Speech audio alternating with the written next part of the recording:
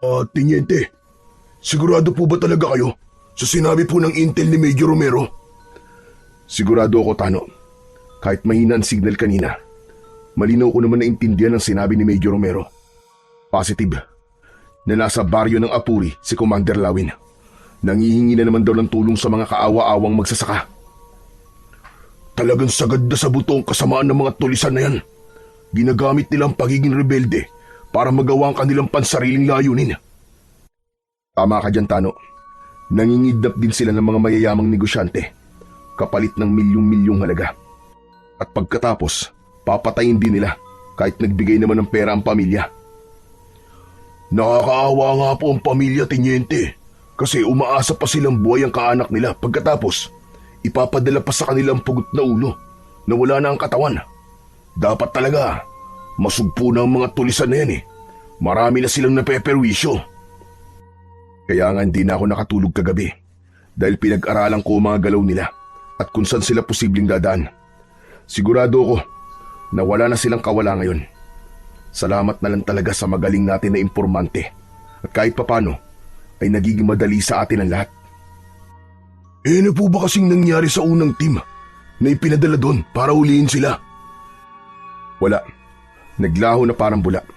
Walang bakas at hindi malaman kung nasaan ang lokasyon nila ngayon. Natagpuan na lang sa lugar ng tagpuan nila ay ang radyo na ginagamit ng isa sa kanilang mga sundalo. Malakas ang kutob ni Major Romero na lahat sila ay pinatay na. Kaya nga tayong pinadali dahil masyado na itong liblib at masukal ang kagubatan. Teka, sandali. Kumusta si Martin? Kasama na ba niya mga special forces para magbantay sa bawat daanan na pwedeng lusutan ng mga rebelde para tumakas? Opo, Tiniente. Ay siya nga po pala. Humiwalay rin po sa pangkat natin si Polly. Magkita na lang daw po tayo sa meeting place natin na malapit po doon sa kampo. Sige. Sabihan mo mga kasama natin na wala mo nang magpapaputok ng baril hanggat wala akong sinasabi. Siguraduhin nyo na walang civilian sa line of fire. Follow the rules of engagement and standard operating procedure, okay? Ayoko nang maulit ang pagkakamali nung nakaraan na operasyon natin. Muntik tayong mapahamak nun dahil sa kaduwagan ng bagong sapi sa grupo. Ayos na po ang lahat, sir. Natimbrihan ko na po mga kasama natin, pati po yung bago. Mabuti naman. Okay, back to position. Nang masiguro ni Baron na ayos na ang lahat, ay nagsimula na silang maglakad papalapit sa baryo. Pinasok nila ang masukal na kagubatan habang alerto sa paligid. Tanging ang maririnig na lang ay ang mahinang yabag ng paa ng mga tauhan niya. Sa bawat halaman na madadaanan ay kanya-kanya ng tago ang kanyang mga tauhan. Dala ang kalibre M14 carbine. Habang si Baron naman ay M16 rifle. Naghihintay sila sa pagdating ng mga rebelde na pinamumunuan ni Commander Lawin. Dahil sa pagiging mahusay na scout ranger, binansagan ng kanilang grupo na mata ng agila. Kasalukuyan silang nakatanggap ng impormasyon mula sa kanilang intelligent asset na nakatalaga sa kampo ng mga kalaban. Nalaman nila na bumaba ng baryo si Commander Lawin upang manghingi ng tulong sa mga magsasakang nagsisimulang mag-ani ng kanilang mga palay. Pagkakataon na nilang mahuli ang nangungunang malupit na commander ng mga rebelde. Pagkalipas ng ilang oras na paglalakad mula sa kanilang kampo, narating nila ang baryo ng Apuri. Habang nagkukubli sila sa mga puno, dinig na dinig ni Baron sa radyo ang mga pinag-uusapan ni na Commander Lawin at ng magsasaka. Dahil sa encrypted radio na wiretaps ng kanilang impormante. Oh, paano ka, Bestor? Lalakad na po kami. Maraming salamat na lamang po. At sana, huwag kayong magsawa sa pagtulong sa aming kilusan. Sumagot naman ang kausap ni Commander Lawin na si Bestor at sinabing walang anuman ang pagbibigay ng tulong ng mga ito sa kilusan. Basta't ipangako raw na walang masasaktan sa mga ito. Halata ang takot ni Kabistor dahil sa nanginginig nitong boses. Habang pinakikinggan ni Baron ang sitwasyon sa bahay ng magsasaka, hindi niya maiwasan ang hindi magliyab sa galit. Tumingin si Baron sa kanyang mga kasama at itinaas niya ang kanyang kamay para kumalat ang kanyang mga tauhan sa lugar na yon. Pumwesto sila sa likod ng mga puno. Ang iba ay sa malalaking mga bato. Kailangan lang nilang hintayin na makalayo ang mga ito sa mga bahay ng sibilyan. Nagsimula nang magsilipad ang mga ibon sa itaas ng mga puno. Palatandaan yon na nagsisimula ng maglakad ang mga rebelde papunta sa target line of fire.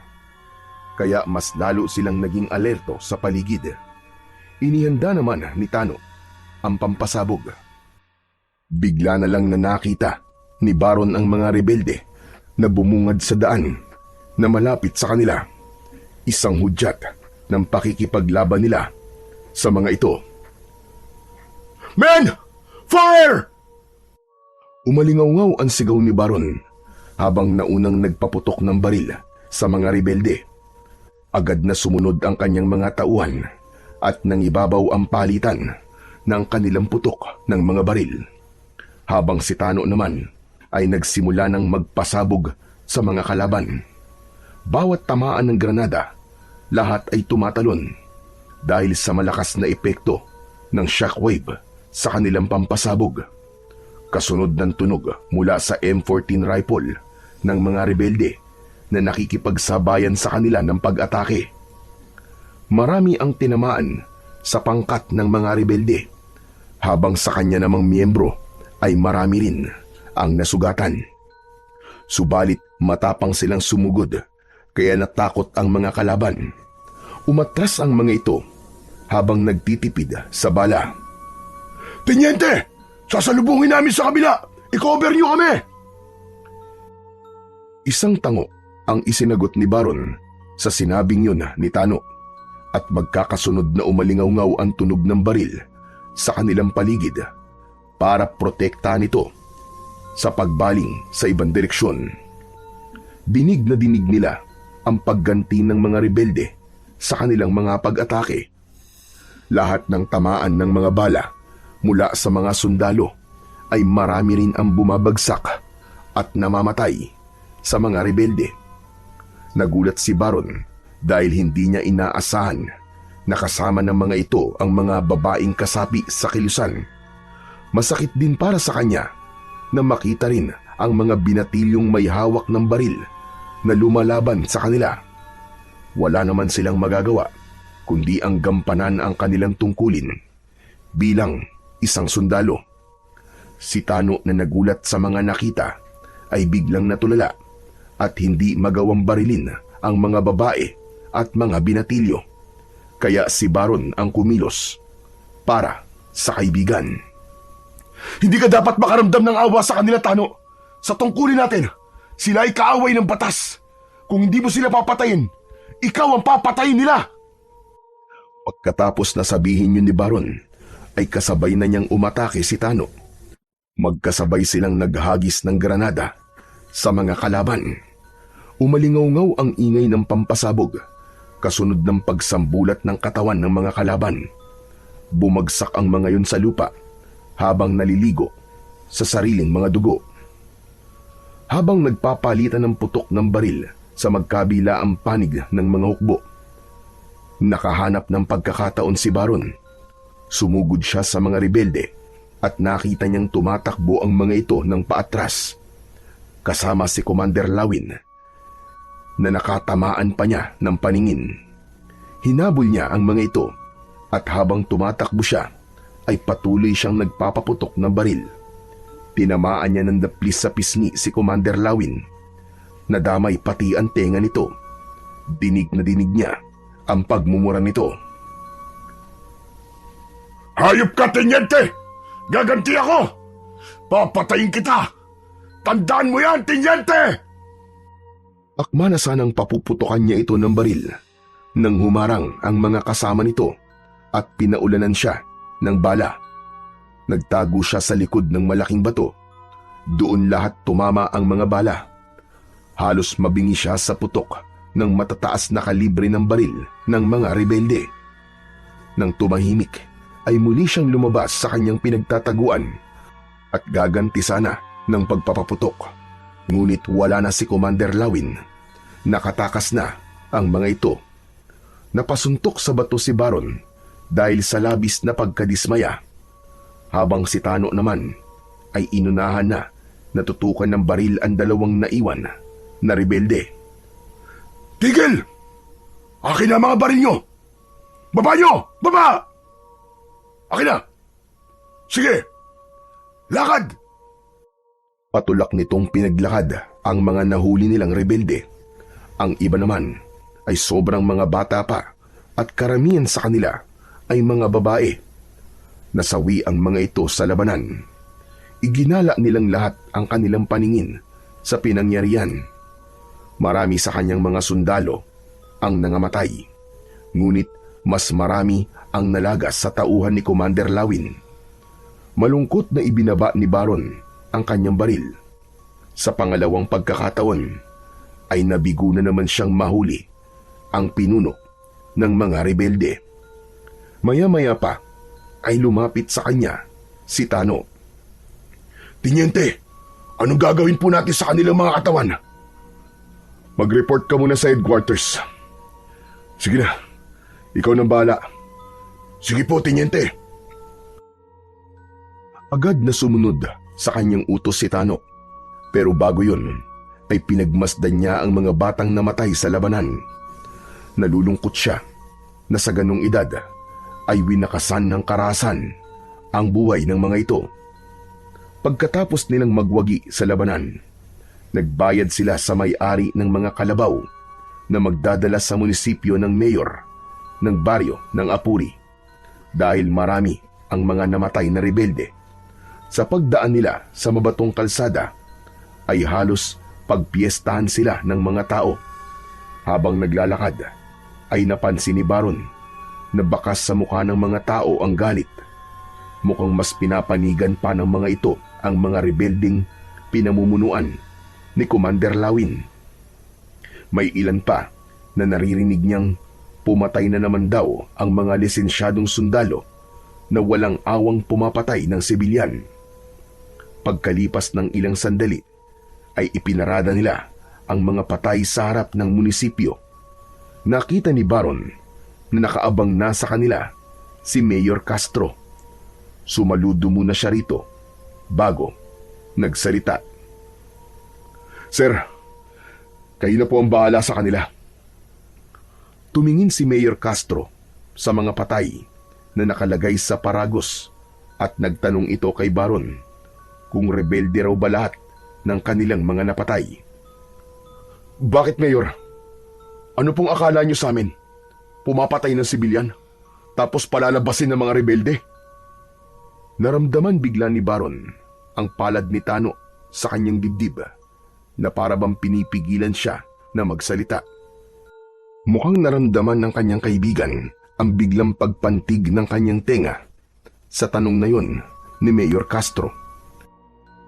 Lumapit ang mayor kay Baron at nagsalita habang nakatingin sa bangkay ng mga rebelde. Sinabi nitong wala itong ibang ibig sabihin sa tanong. Wala naman daw masamang magtanong. Dahil doon, sumingit na sa usapan si Tano. Kung gusto mo, Mayor, sumama ka sa operasyon namin o kaya naman ay yung mga alalay mo nang malaman nyo kung sino ang mga taong yan. Mayor, tignan niyo po muna ang mga bangkay. Kapag meron kayong mga kilala na tao dyan na sibilyan, ituro niyo sa amin. Mas lalong nagkaroon ng tensyon dahil sa sinabi na yon ni Baron. Bumakas ang pagkairita sa muka ni Mayor Castro at nanindigan ito na nagtatanong lang daw ito sa kanila. Wala raw itong ibig sabihin sa naging tanong nito kanina. Kung kinakailangan daw na kumpirmahin nito ang bawat isa sa mga bangkay ay NPA, ay gagawin daw nito at handa raw ito na makipagtulungan sa kanila. Kaya si Baron hindi na iwasang muling magsalita batay sa kanyang nararamdaman. Hindi po kaya, Mayor, pati kayo ay tinatakot na rin ni Commander Lawin? Dahil sa tanong ni Baron ay medyo tumaas ang boses ni Mayor Castro. Masyado raw mabigat ang salitang lumalabas sa bibig niya. Kung ganun po, makipagtulungan kayo ng maayos sa amin. Hindi kami basta sundalo lang napapatay ng hindi namin siguradong rebelde ang mga taong makakaharap namin. Biglang huminahon ang boses ni Mayor Castro at sinabing wag raw nilang masamain ang sinabi nito. Maya-maya pa ay nagpasya na itong pumasok sa loob ng munisipyo at sinabi sa mga tauhan nito na asikasuhin ang mga namatay sa labanan. Pagkatapos nilang mag-usap tungkol sa mga nasawi sa labanan, ay bumalik na ang kanilang hukbo sa kampo. Isang gabi, habang kumakain siya ng hapunan, ay biglang dumating si Tano.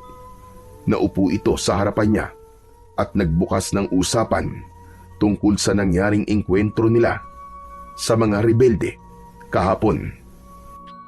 Teniente, balitang-balita kahapon ng mga nangyaring sagutan sa pagitan niyo ni Mayor Castro. Ikaw pa lang daw ang nakapagsalita ng ganun sa alkalde na yun. Ang usay raw niyo pagdating sa pakikipaglaban at kahit mayor daw ang kausap mo, talagang nakipagtalo raw kayo. Pero alam niyo ba, Teniente, habang nagbabantay kami sa munisipyo, narinig namin mula sa pamilya ng mga nawawalang magsasaka, hindi pa raw natatagpuan ang kanilang mga bangkay hanggang ngayon. Humihingi sila ng tulong kay Mayor Castro. Sobrang nakakaawa sila. Yung isang ang babae, nawalan pa ng malay dahil sa pag-aalala sa kanyang asawa. Kaya nga panay ang pagpapatrolya natin, di ba? Para tumahimik ng baryong to. At saka isa pa, malakas ang kutob ko na mayroong matataas na opisyal ng gobyerno ang sumusuporta sa mga rebelde. Alam niyo, Teniente, bakit naman puro tayong ipinapadala ni Mayor Romero sa mga ganitong operasyon, no? Hindi ko tuloy mahanap ang lolo ko dahil sa palagi na tayong abala sa misyon natin eh. Saka, puro katahimikan ng baryo ang iniisip natin. Paano naman ang kaligtasan natin? Sa totoo lang, sa lahat ng mga nadestino sa atin na lugar, ang baryong tong kakaiba. Para bang ang bigat ng presensya ng mga tao? Sus, umaasa ka na naman sa kompas mo. Kaya mo nasasabi yan. Pwede ba? Itutok mo ang atensyon mo sa misyon natin. Huwag muna sa mga elementong sinasabi mong gabay sa pamamagitan ng kompas mo. Totoo naman ang sinasabi ko . Kakaiba ang kompas na ipinamana sa akin ng lolo ko. Sayang nga lang at hindi ko pa siya nakikita. 2 taon lang daw ako nun nang ipasuot ito ng lolo ko sa akin. Ay nako, huwag na nga natin pag-usapan to. Ang pag-usapan na lang natin kung kailan ka magpapagupit ng buhok mo. Baka mapagkamalang ka pa niya na singir na si Freddy Aguilar eh. Tigilan mo nga ako, Sarento. Kumain ka na lang na marami nang tumaba ka naman. Hindi yung palagi na lang bukong nakikita mo. Ay nako, napansin na naman ang katawan ko. Napangiti na lamang si Baron nang makita ang pagsimangot ng muka ni Tano. Kapag wala sila sa operasyon, magkaibigan sila kapag nag-uusap. Pagkatapos nilang kumain, ay nag-iipon-ipon sila sa loob ng baraks, nagsasaya at nagkwekwentuhan. Kung minsan naman ay nagpapalakasan sa pamamagitan ng labanan ng mga braso, magpupustahan at magkakantsawan. Masaya ang pangkat ni Baron at kung minsan ay nalilibang siyang kasama ang kanyang mga tauhan at sanay na siya sa kakulitan ng mga ito. Nang lumipas ang sandaling yon, ay agad silang napahiga sa baraks. Dala ng pagod, ay agad na nakatulog si Baron. Kinabukasan, ay napabalikwas ng bangon si Baron nang tumunog ang kanyang radyo. Tawag yun mula kay Major Romero. Sinabi nito na may bagong order na ibinaba at kailangan nilang magpunta sa kabilang kampo sa bundok ng Makiling dahil nakatanggap ang mga ito ng ulat tungkol sa 2 negosyanteng nawawala at kasama sa mga yon si Colonel Marasigan na dinukot daw ng mga rebelde. Bumundol ang kaba sa kanyang dibdib dahil sa labis na pag-aalala, lalo na nang mabanggit ni Major Romero na hawak ang mga bihag ni Commander Lawin. Ter, bakit kami pa? At saka, sa dinami-rami ng mabibiyag nilang sundalo, ay si Colonel pa. Tumagot si Major Romero at sinabi nitong may tiwala raw ito sa kanilang grupo. Isa pa, si Colonel Marasigan daw ang sumama sa dalawang negosyante para maghatid ng tulong sa mga katutubong Aita. Kaya raw nakasama ito sa naging biyag ng mga kalaban. Nagtanong si Major Romero kung bakit daw nasabi niya yon. Ngunit hindi niya na sinagot at mabilis na tinanggap ang misyon. Pagkatapos nilang mag-usap ay mabilis na bumangon si Baron. Kinuha niya ang kanyang mga armas at agad na tinipon ang kanyang mga kasama. Ipinaalam niya sa mga ito ang napag-usapan nila ni Major Romero.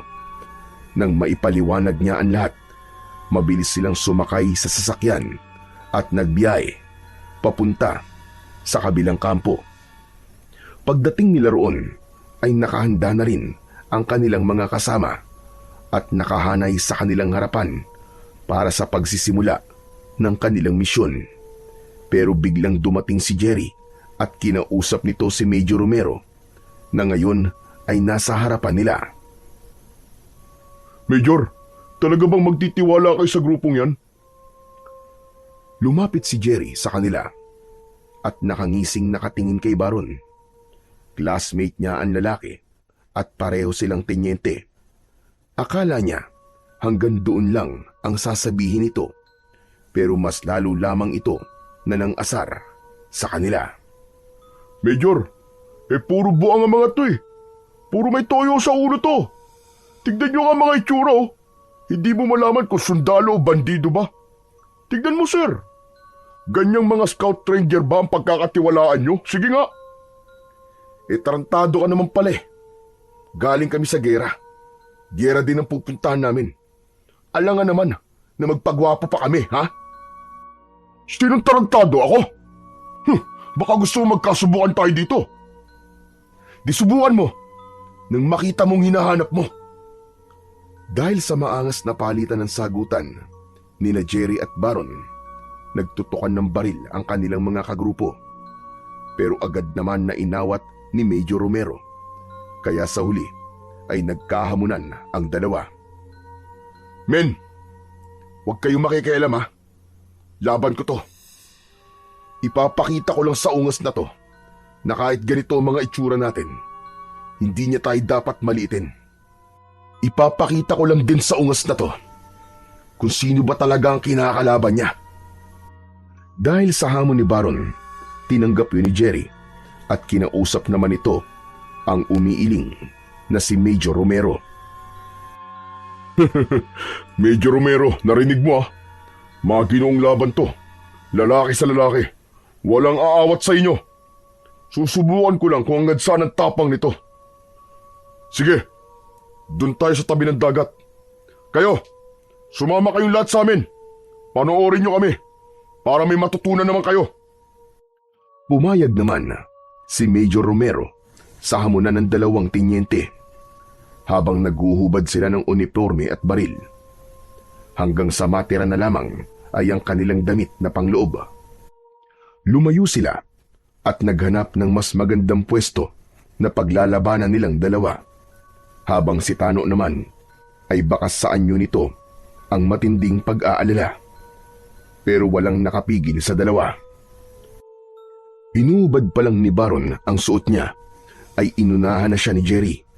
2 suntok kagad ang tumama sa kanyang muka, pero agad siyang nakabawi ng 2 magkakasunod na suntok sa sikmura nito.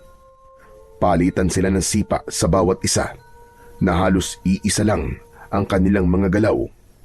Umalingaw-ngaw ang sigawan mula sa kanilang mga tauhan. Walang gustong magpatalo sa kanilang dalawa. Kung ilang suntok ang tumama sa muka ni Baron, ganon din ang bawi niya ng suntok na tumatama naman kay Jerry. Si Tano ay may pagtalon pa habang ipinagmamalaki si Baron. Sige sir, banatan mo! Patikimin mo ng malupit! Yan, uppercut! Sige sir! Nang mabawasan ang kayabangan yan! Banatan mo! Habang patuloy sa pagsusuntukan ang dalawa, ay natigil ang mga to nang pareho silang bumagsak sa buhangin. Nagkatitigan sila ng matalim habang namumula ang mga muka. Ang buong akala ng lahat ng kanilang mga kasama na ipagpapatuloy pa nila ang labanan, pero gumuhit ang matamis na ngiti sa kanilang labi. Sabay apir at suntok sa bawat kamao ng bawat isa. Nagyakapan na parabang matagal na hindi sila nagkita. Hayop ka pa rin, Baron! Hindi ka pa rin nagbabago ah! Parang medalist ka pa rin! Talagang mabigat kang kalaban pagdating sa harapan. Kumusta pare? Matagal tayong hindi nagkita. Ikaw rin naman. Ang laki ng pinagbago mo. Mahusay ka ng mang-asar. Pagkatapos nilang magbatian sa isa't isa, ay hinarap nila ang kani-kanilang mga tauhan. Bakas pa rin sa mukha ng mga ito ang labis na pagkabigla. Men, pasensya na kayo ah. Ganito lang talaga kami magbatian ni Teniente pag nagkikita. Nagkakatuwaan. Nag-aaway muna bago nag-uusap ng matino. Umalingaw-ngaw ang halakhakan nila Baron at Jeffrey, habang ang kani-kanilang kagrupo naman ay napapailing na lang sa kalokohan ng dalawa. Napaniwala nila ang mga ito na totoo ang kanilang paglalaban. Si Baron ang unang nagsalita at ipinakilala si Jerry sa kanyang mga tauhan. Men, ipinapakilala ko sa inyo si Teniente Jerry Arellano. Siya ang kaibigan at classmate ko. Makakasama natin ang grupo niya sa misyon na to. Oh, narinig nyo na ah. Magkasangga kami. Kaya huwag na kayo magtutukan ng baril sa isa't isa. Pasensya na, napaniwala namin kayo. O paano, Baron? Doon muna tayo sa opisina. Ipapaliwanag ko sa'yo misyon natin. Naunang naglakad si Jerry, kasama ang nakangiting si Major Romero, na isa rin sa napaniwala nila. Kasunod si Baron, habang naiwan naman ang kanilang mga tauhan. Nahabol ang tingin sa kanila. Pagpasok naman ng magkaibigan sa opisina nito, ay tumambad sa kanilang paningin ang whiteboard at lamesang may mga sketch ng military planning ng mapa ng kampo ni Commander Lawin, kung saan ay nakadetalye ang bawat lugar na posibleng pinagdalhan sa mga bihag. Mariin na pinagmasdan ni Baron ang bawat point na daanan ng mga rebelde at kung paano ito papasukin. Nakita niya na bukod sa kuta ni Commander Lawin, katabi nito ang kuta ni Calando na itinuturing na isa sa pinakamalaking kuta ng mga rebelde. In this area, may pinadala akong isang team para hanapin sina Colonel Marsigan at ang dalawang negosyanteng dinukot nila. Pero hindi na sila nakabalik. Kutob ko, marami nagkalat na patibong sa paligid ng kuta, kaya kailangan natin magdala ng mga eksperto sa mga bomba. Sa palagay ko, kakaiba ang pangkat na to dahil marami na ang pumasok na sundalo sa kuta nila. Lahat sa kanila ay wala na nakabalik. We decided to ask a group of jungle fighters. Pero ang sabi sa akin ni Major Romero, para makuha natin si Colonel Marsigan, kung buhay pa nga siya, ang grupo mo ang kailangan namin. Makakaasa ka, Jerry. Gagawin namin ang lahat na makakaya namin gawin para lamang mailigtas si Colonel Marsigan. Umaasa pa rin ako na buhay pa si Colonel at ang dalawang negosyante. Aasahan ko yan, pero kailangan natin ng dobleng pag-iingat. Dito tayo magsisimula sa silangan. Konti lang ang bantay rito, pero hindi pa rin natin maiaalis ang posibilidad na kaya konti ang bantay dito dahil marami nagkalat na mga landmine. Susuyurin nating mabuti ang bawat paligid nila. Mahusay ang mga bata ako sa mga ganyang sitwasyon, kaya garantisado na maililigtas natin ang mga bihag. magiging isa tong top priority sa lahat ng misyon. Pagkatapos ng pagpupulong nila, ay inisa-isa ng mga magkaibigan ang bawat miyembro ng kanilang grupo. Bawat isa ay may mga nakatoka na gawain at armas na dadalhin nila. Hindi rin nawala sa kanila ang lubid at mga hunting knife na magagamit nila sa dikitan na labanan. Habang naghahanda ng kanilang mga armas, ay nagbukas naman ng usapan si Jerry. Matagal na rin nang huli tayong nagkasama, Baron ah. Marami na rin akong pinagdaanan na laban. Pero ngayon lang ako nag-alala ng ganito. Palibasa marami na akong naririnig na kwento tungkol sa bundok ng Makiling. Bakit ka naman paapekto sa mga kwento lang? Isa pa, hindi tayo pababayaan ng Panginoon Diyos. Palagi ka lang magdasal. Palagi naman ako nagdadasal eh. Kaya nga hanggang ngayon, buhay pa ako. O ano, kumusta nga pala ang paghahanap mo sa tatay mo? May balita na ba? Nahanap mo na ba siya? Oo, natagpuan ko na siya. Pero hindi ko pa siya nakikita at nakakaharap. Alam mo, bilib ako sa'yo, Baron. Biruin mo. Hindi alam ng tatay mo na may anak sila ng nanay mo. Pero, hinanap mo pa rin siya. At hindi ka nagtatanim ng sama ng loob sa kanya. Para saan naman kung magagalit pa ako sa kanya, di ba? Isa pa, wala naman siyang kasalanan eh. Ang hiling ko lang, magkita kami at malaman niya na anak niya ako. Para naman, madala ko na ang apelyido niya. Ikaw ba? Kumusta ka naman? Heto, miss ko nang samahan natin. Kaya nga malakas ang loob ko ngayon eh. Dahil makakasama na ulit kita sa misyon. Sa misyong to, magkasama na tayo. Mas matibay na ngayon dahil matitinik ang mga kasama natin. Titano, kaibigan ko rin siya at magkakasundo kayo nun. Mahilig din yun sa mga kwentong medalyon, agimat at mga elementong nagmula pa sa sinaunang panahon. Talaga palang magkakasundo nga kami. Hanggang ngayon, yun pa rin ang hilig ko eh. Teka Baron, wala pa ba? Walang ano, babae? Wala nga magkagusto sa akin eh. Gwapo naman ako, matangkad, at malupit pagdating sa pakikipaglaban. Ano? Ibig mo sabihin, sa dinami-rami na nagkakagusto sa'yo, wala ka pa rin napipili? Aba, pambihira ka naman pare. Ang hina mo naman pagdating sa babae. Kapag sa labanan, sugod ka ng sugod, pero sa babae, atras ka yata ng atras. Puro ka talaga kalokohan eh. Siyempre iba yun no? Bakit ikaw ba? Kumusta naman ang pag-ibig mo? May anak na ako pare. At pagkatapos ng misyon natin, kukunin kitang ninong. At sisiguraduhin ko sa'yo na may makukuha din ako na ninang na makakatuwang mo at magugustuhan mo, kumpare. Huwag ka na mag-abala. At baka pikutin pa ako ng ninang na mahanap mo. Hindi yun. Tsaka may naisip na kagad ako para sa'yo. O paano? Mauna na ako sa labas ha. Isang tango ang itinugon ni Baron sa sinabing yun ng kaibigan niyang si Jerry. Tinapik siya muna nito sa balikat bago lumabas ng barracks. Kaya naman, sumunod na rin siya rito at kinausap ang kanilang mga tauhan. Nang handa na ang lahat, nagsalita si Baron habang nasa tabi niya si Jerry, kasama si Major Romero. Attention!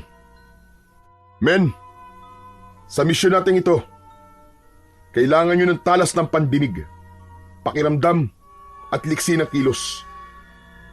Ang mga rebelding pupuntahan natin ay mga dating sundalo, kaya mahusay rin sila sa paggamit ng armas. Mga sanay sila sa bundok, kaya iba to sa lahat ng misyon natin. Handa ba kayo lahat? Sir, yes sir! All right men, let's move out! Move, move, move! Let's go! Isa-isa na silang sumampa sa kani-kanilang mga sasakyan. Inihatid naman sila ni Major Romero hanggang sa git ng kampo. Bago tuluyang sumampa sa sasakyan si Baron, ay kinausap muna niya si Major Romero na nakatayo sa harapan ng sasakyan. Salamat, sir. Aalis na po kami. Tumango si Major Romero bilang tugon kay Baron. Sakay ng military truck ay binagtas nila ang daan papunta sa bundok ng Makiling. 2 oras ang naging biyahe nila para makarating doon. Hindi nagtagal ay narating na nila ang lugar. Matagal nilang pinagmasdan ang tahimik na gilid ng kakahuyan, paakyat ng bundok. Saka sila nagsimula sa paglalakad, papasok sa malawak na kagubatan. Tahimik sila na binabagtas ang daan. Ayon sa mapa, sa mismong kinaroroonan ng pinakamalalaking kuta ng mga rebelde, yun ang pinakaligtas na daan na pwede nilang madaanan upang hindi sila mapansin ng mga rebelde. Pagkatapos ng ilang oras nilang paglalakad, ay narating nila ang tuktok ng isang burol. Mula sa tuktok ng burol, ginamit ni Baron ang kanyang teleskopyo at sinipat ang kinaroroonan ng kuta ng mga rebelde. Malapit na tayo. Tara! Tano, ikaw ang magdala ng radyo. Mag-iingat kayong lahat. Sa dami ng mga landmine na ninakaw ng mga rebelde sa mga kasama ni Colonel, natitiyak kong baka nakakalat ang mga yon sa paligid ng kuta nila. Kaya doble ingat kayong lahat. Sige, Tenyente. Ikaw rin, mag-iingat ka. Teka, Tano. Talaga palang dinala mo pa ang lumang kompas na yan, ha? Bakit naman, Tenyente? Malaki naman ang may tutulong nito sa paglalakbay natin. Lalo na't kagubatan ang papasukin natin, hindi ba? Marami raw kasing nagkalat na mga masasamang elemento sa kagubatan. Lalo na kapag hindi madalas pinapasok ng mga tao. Mabuti na yung kahit papano ay dala ko to. Naniniwala kasi ako na nakakasagap din ito ng enerhiya na mula sa mga elemento. Puro ka talaga kalokohan eh. Panay ang pagpapaniwala mo sa mga kasabihan. Pabayaan mo na, partner. Madalas naman yata ang dala niya yan eh. At talagang malaki may tutulong sa atin ang kompas na yan. Nalalaman niya kasi ang tamang direksyon sa pupunta natin. Sa katotoo talaga ang kwento ng mga matatanda tungkol sa lugar na to. Kaya wag mo na siyang pansinin. Ikaw talaga, hindi ka pa rin nagbabago. Ayaw mo pa rin maniwala sa mga sinasabi ng matatanda. Sus, talagang nagkampiyan pa kayong dalawa. Nagkasundo na kagad kayo ah. Tara na nga, at baka abutan pa tayo ng gabi sa daan. Natatawa na lang si Baron nang mauna siyang maglakad sa mga ito. Dala ang kanyang baril, ay sumunod na rin ang mga ito sa kanya. Marami silang nadaanan na bahay na inabandona ng mga tao. Lahat sila ay sinuri ang paligid. Napansin ni Baron na merong kalansay sa bawat bahay. Sira ang dingding at nagkalat ang mga gamit sa lupa. Kaya lang, biglang huminto si Tano at sumigaw ito nang may natuntungan itong landmine. Nagkatinginan sila Jerry at Baron. Agad silang lumapit kay Tano. Tenyente! Landmine! Nasa kaliwang pa ako! Yan ang nga ba sinasabi ko sa'yo eh. Parang tingin mo sa kompas mo eh. Kaya hindi mo nakita ang landmine. Jerry, tingin mo nga. Alam kong mahusay ka dyan eh. Yumuko si Jerry para tignan ang ilalim ng paa ni Tano. Binunot nito ang hunting knife at isinuot sa ilalim ng paa ni Tano. Ang kanila namang mga kasama ay saglit na huminto sa paglalakad habang pinapanood ang ginagawa ni Jerry. Pagbilang ko ng 3, taas mo ang paa mo, okay? Sir, baka sumabog ha? Ano ka ba? Pati ako nininervyos sa'yo eh. Talaga ba sundalo to, Baron? Matatakotin naman pala to kasama mo eh. Iwanan kaya natin? Sir, wag naman. Wala namang ganyanan. Wag ka kasi matatakotin. Sige, focus. Oh, tulad na sinabi ko, pagbilang ko ng 3 ah. Iangat mo ang paa mo. 1, 2, 3. Mabilis na naiangat ni Tano ang paa at napatungan kagad yon ng talim ng kutsilyo ni Jerry. Pinagpawisan si Tano dahil sa unang beses lang itong nakaranas ng makatungtong ng landmine. Ilang minuto ang lumipas ay mabilis na nagawa ni Jerry ang pagtanggal sa bomba sa lupa. Isang malalim na hinga ang kumawala sa lalamunan ni Jerry habang inaayos ang talim na pumalit sa paa ni Tano. Dinaganan nito ng malaking bato ang kutsilyo, saka tumayo at tumingin sa gawi ni Baron. Ayos na! Clear na ang landmine! Tumango si Baron at napatingin sa namumutlang si Tano. Maya-maya pa ay napalingon sa paligid si Baron, kasama ng iba pang mga sundalo na naroroon.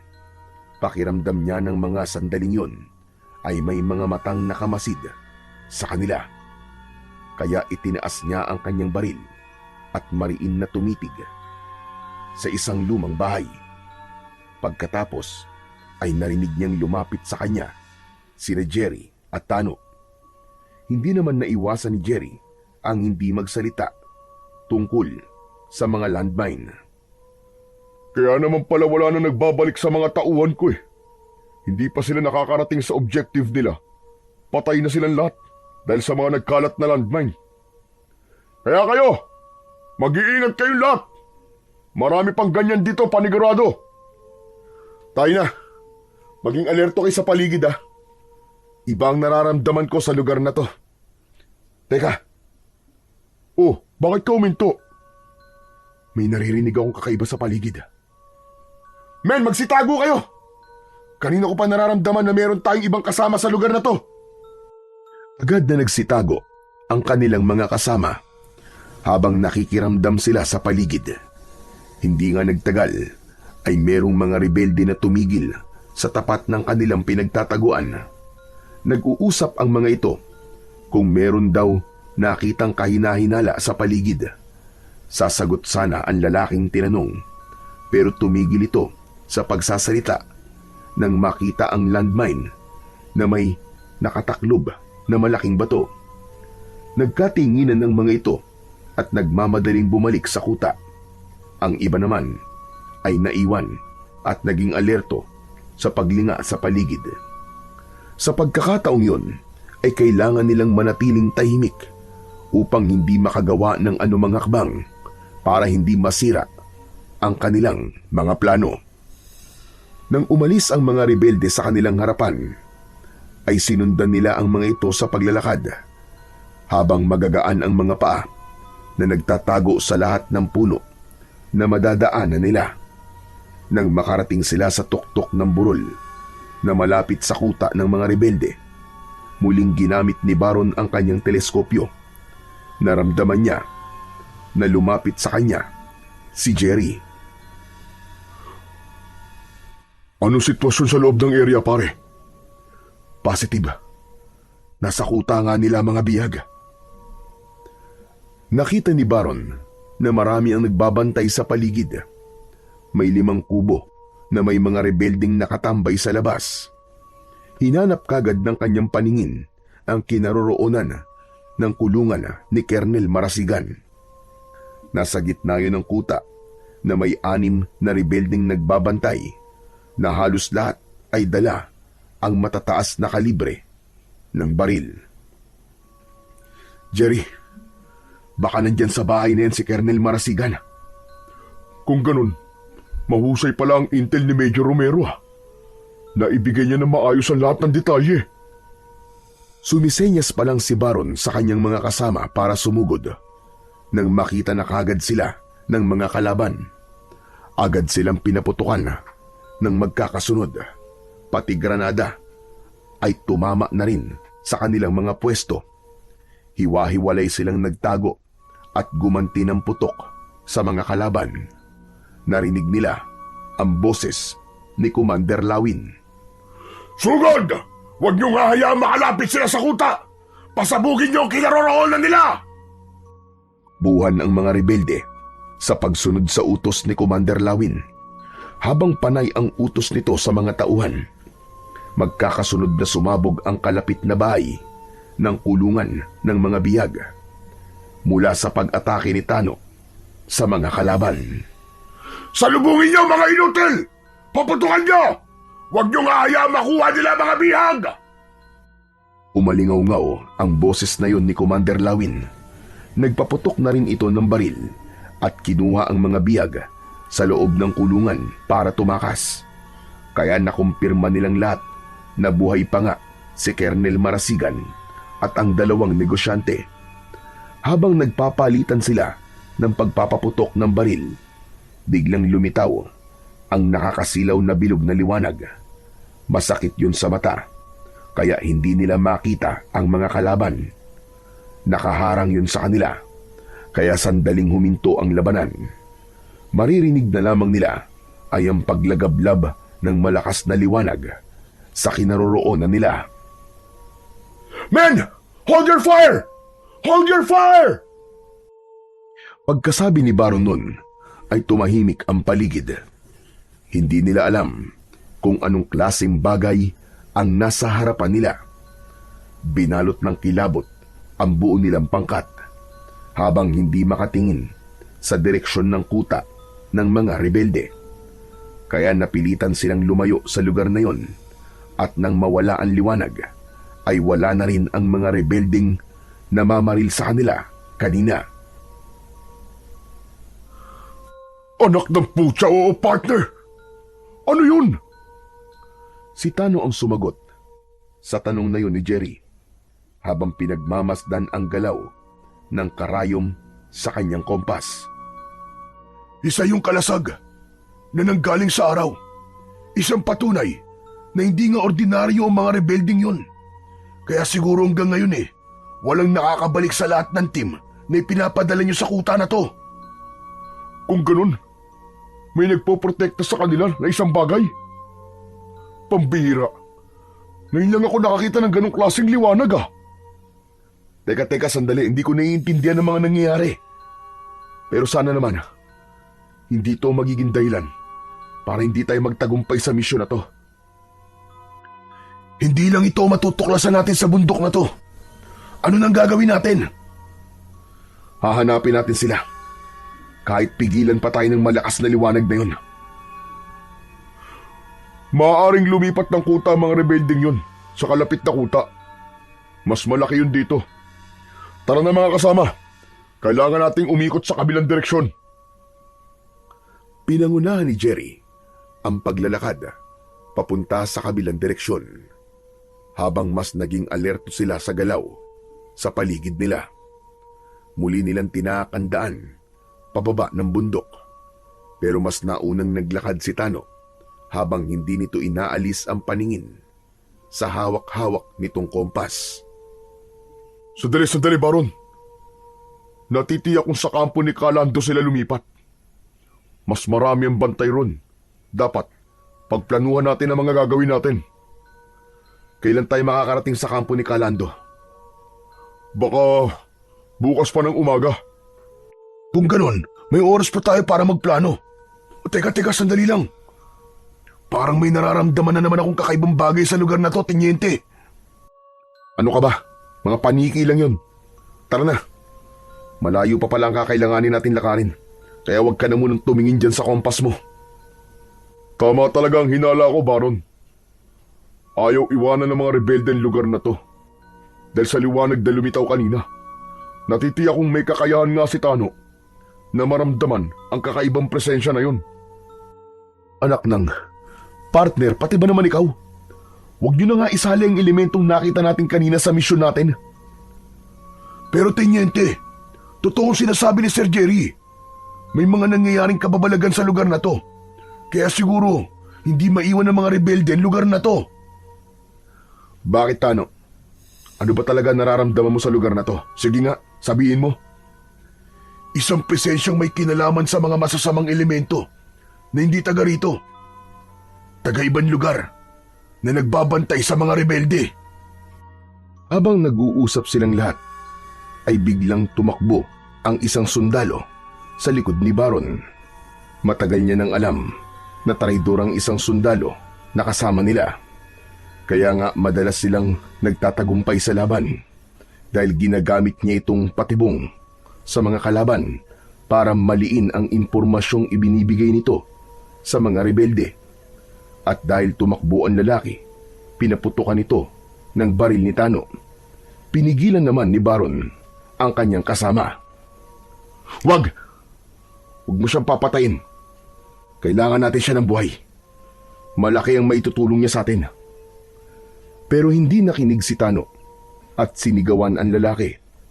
Pinahihinto nito sa pagtakbo ang lalaki pero hindi ito tumigil. Isang pagpapaputok ng baril ang muling umalingaw-ngaw sa paligid.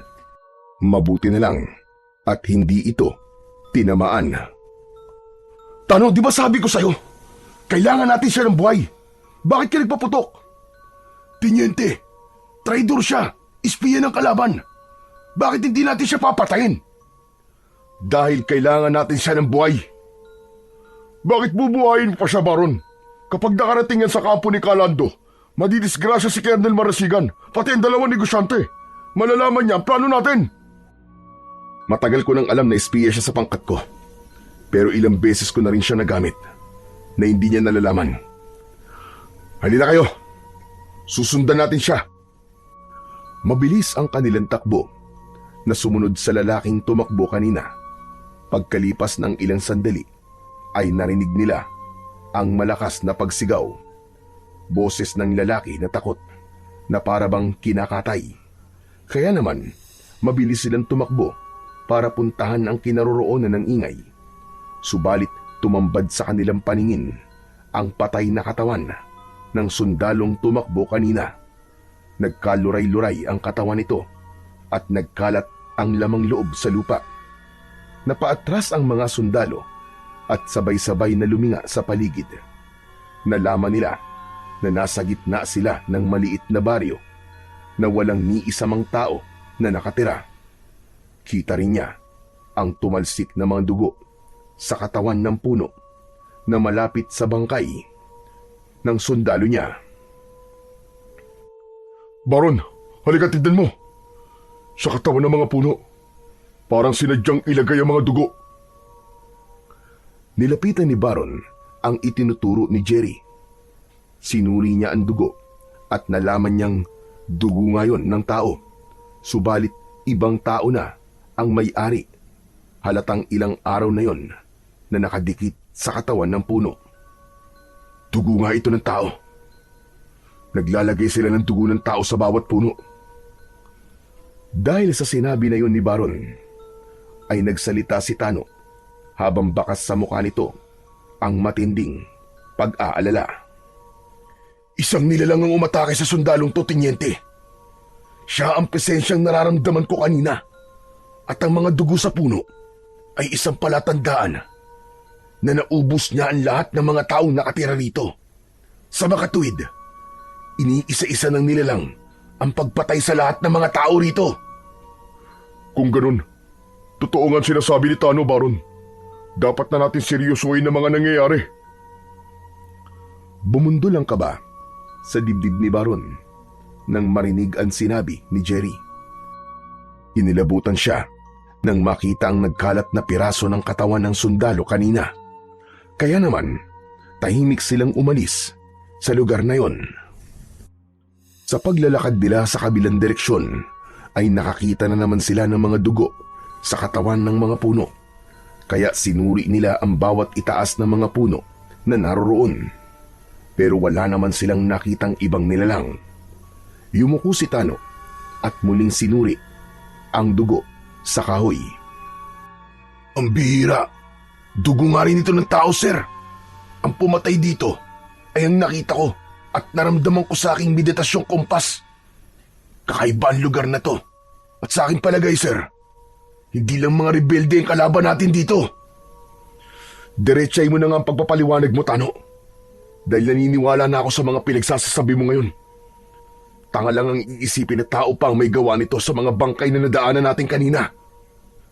Isang halimaw, sir. Isang halimaw na may kakaibang lakas ang kalaban natin. Mga aswang. Mga aswang na kumakain ng laman loob ng tao. Sang-ayon ako sa sinasabi ni Tano, partner.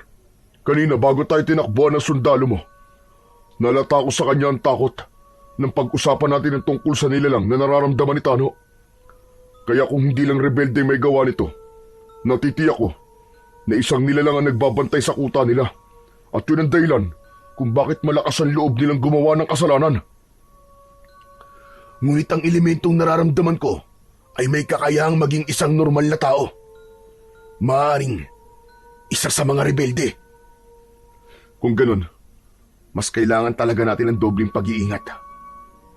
Men, mag-iingat tayo. Mukhang ibang klase ang makakalaban natin. Tara na! Kailangan na nating magmadali. Buong araw silang naglakad hanggang pagsapit ng gabi.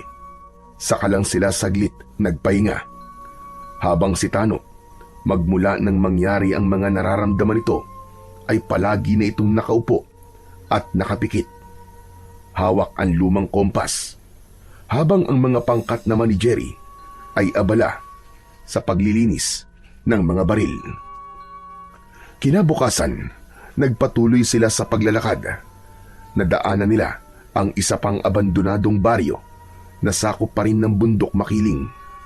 Marami ang nagkalat na patay sa bawat bakuran at halos lahat sa kanila ay wakwak ang tiyan.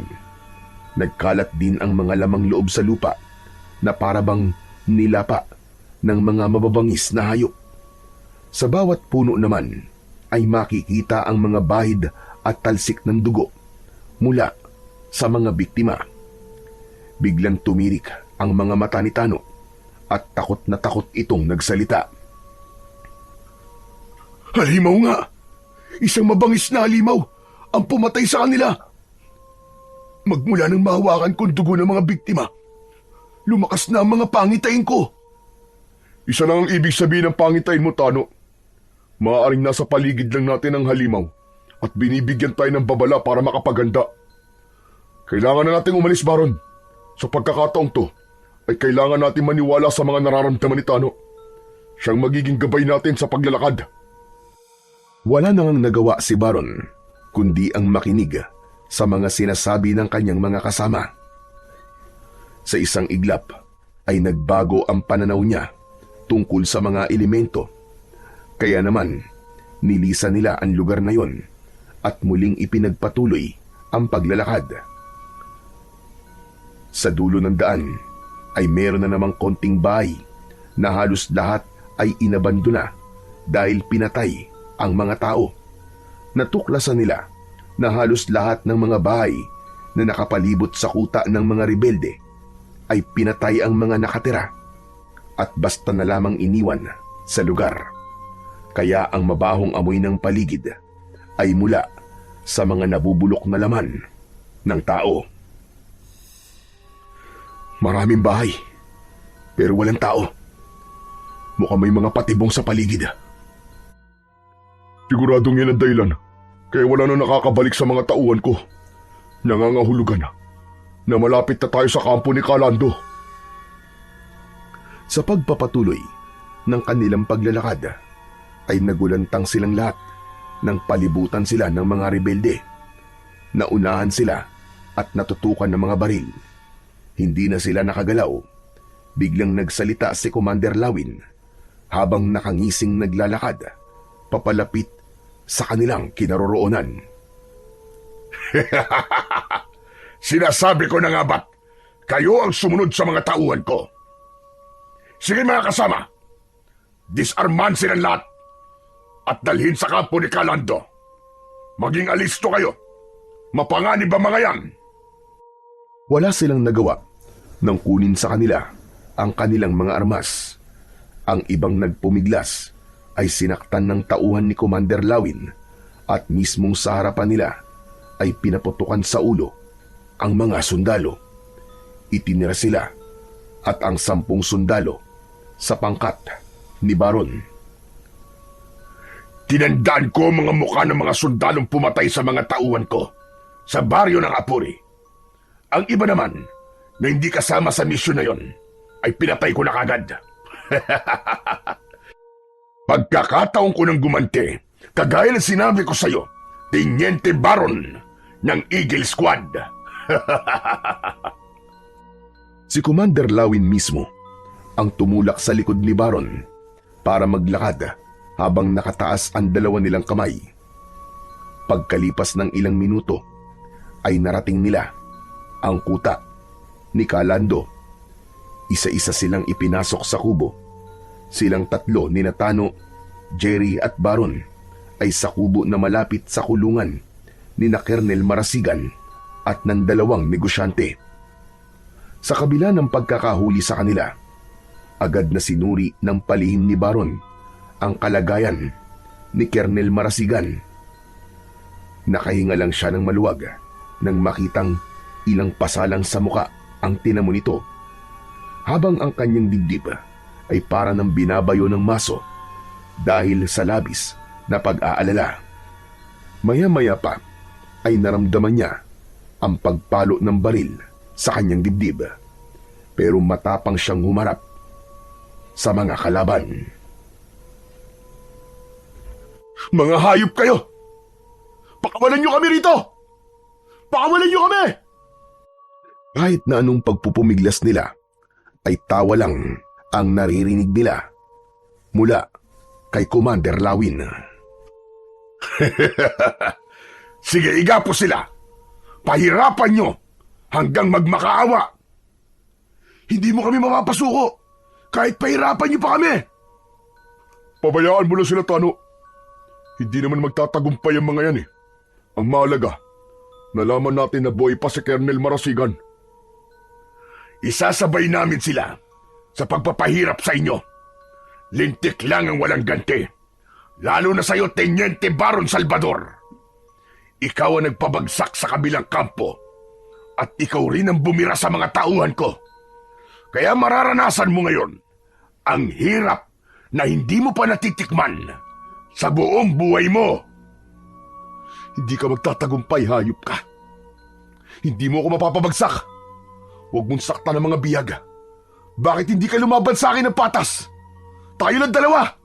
Huwag ka na magdamay ng iba pa. Hindi ako tanga para maniwala sa mga taktika mo. Sige na, igapos sila! Mabilis silang naigapos sa poste ng kahoy na nakalagay sa gitna mismo ng kubo. Isang suntok sa sikmura ang tumama kay Baron, pero hindi siya natinag. At kahit naigagapos na ang kanyang mga kamay, ginagamit naman niya ang kanyang ulo para untugin ang ulo ng dalawang lalaki na nagtatali sa kanya. Maya-maya pa ay natapos na ang panggagapos sa kanilang tatlo. Kasunod naman ang pagpapahirap sa kanila sa pamamagitan ng pagpaso ng nagbabagang bakal sa kanilang braso at dibdib. Hinubad din ng mga ito ang kanilang dogtag at inihulog sa apoy. Nang matapos ang mga ito sa pagpapaso sa kanilang katawan, binunot naman ng mga ito ang kuko sa kanilang hinlalaki. Walang kasing sakit nang matanggal ang kuko ni Baron, ngunit hindi siya sumigaw para magpakita ng kahinaan at pagsuko. Tiniis niya ang pagpapahirap sa kanila ng mga tauhan ni Commander Lawin. Nanginginig ang kanyang katawan na nilalabanan niya ng titigan. Si Commander Lawin. Dagdagan niyo pa ang pagpapahirap sa kanila. Matitibay ang mga yan dahil sanay sila sa mabigat na training. Ako naman ang bahala kay Teniente Baron. Sige, ilabas ang matapang na yan. Ano gagawin niyo kay Teniente? Teka, ano gagawin niyo kay Teniente? Ihihiwalay ko sa inyo at pagkatapos, ibabaon namin siya ng buhay nang makabawi naman ako sa lahat ng ginawa niya sa mga tauhan ko. Halos pakaladkad na itinayo ng mga tauhan ni Commander Lawin si Teniente Baron, habang ang kanyang mga kasama, pati na ang ibang tauhan nila, ay pinahihirapan sa kabilang kubo. Dinig na dinig niya ang daing ng mga ito. Bawat sigaw ay para bang kutsilyong tumatagos sa kanyang puso habang unti-unting dinudurog. Dala ng matinding galit ay nagpumiglas siya sa pagkakahawak ng mga ito sa kanya. Kaya naman, pinalo siya ng mga ito ng baril sa ulo. Pansamantala siyang nanghina at umagos ang mainit na likido sa kanyang noo. Habang hila siya at nakayuko, napansin niya ang isang matandang lalaki na nakaupo sa tapat ng siga ng apoy. Parang inuutusan itong magluto ng mainit na tubig at tagadala ng kape. Sa bawat kuta, kakaiba ang titig sa kanya ng matanda na kahit saan siya magpunta ay nakasunod ito ng tingin sa kanya. Pero dahil naipasok na siya sa maliit na kubo, saglit na nawala sa paningin niya ang matandang lalaki. Pagpasok nila sa loob ng bahay, ay isinabit naman siya ng mga ito sa isang bakal na may kalawit. Patiwarik siya nitong isinabit at pinaghahampas ng 2x2 sa katawan. Habang wala siyang suot na pang-itaas na damit, kaya damang-dama niya ang sakit sa bawat pagtama ng kahoy sa kanyang kalamnan, sa dibdib at likod. Pero tiniis niya ang sakit. Ni daing ay walang lumabas sa kanyang bibig. Matigas ka, ha? Sayang naman ang katapangan mo. Mamamatay ka lang ng maaga. Halos tumagal ang pagpapahirap sa kanya ng 3 oras bago siya dinala sa kakauyan. Anong gagawin niyo? Anong gagawin niyo sa akin? Saan niyo ako dadalhin? Sisistensyahan ka na namin. At ako mismo ang maglilibing sa'yo ng buhay. Halos humalik sa lupa si Baron nang bitiwan siya ng mga tauhan ni Commander Lawin. Masasakit ang kanyang katawan na hindi niya na talaga maigalaw kahit ang kanyang mga kamay. Halos mapuno ang kanyang katawan ng pasa at sugat. Maya-maya pa ay napayuko sa kanyang kinahihigaan si Commander Lawin at inilabas nito ang isang punyal. Sinaksak siya nito sa balikat habang iniikot-ikot pa nito ang talim sa kanyang laman. Pagkatapos ay kumagat ito sa sugat niya at naramdaman ni Baron ang paghigop nito sa kanyang dugo. Doon na siya napasigaw ng malakas dahil sa labis na sakit. Pakiramdam niya ay unti-unting inuubos nito ang kanyang dugo. Bumaon ang kuko nito sa kanyang braso na parabang sarap na sarap pa ito sa lasa ng kanyang dugo.